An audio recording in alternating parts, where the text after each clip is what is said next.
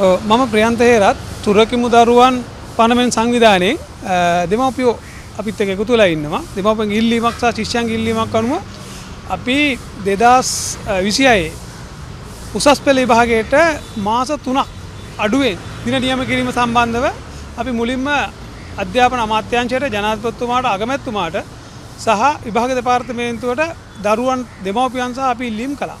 නමුත් ඒව නොසලකලා 97-15 චක්‍රයේ සම්පූර්ණයෙන් උල්ලංඝනය කරලා ළමයින්ගේ මාස 3ක කාලයක් අහිමි කරලා විභාගයේ දෙසැම්බර් මාසේ 10 වෙනිදාට දාලා තියෙනවා.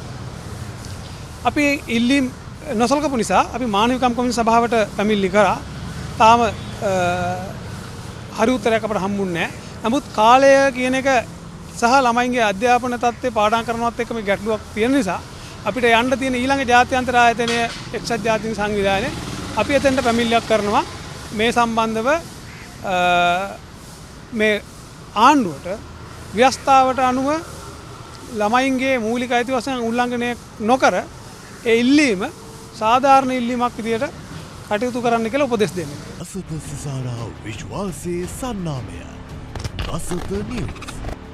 දවසේ දසත පැතිරුණු පුවත් ඇසිල්ලෙන් දැනගන්න. දසත YouTube නාලිකාව සබ්ස්ක්‍රයිබ් කරන්න.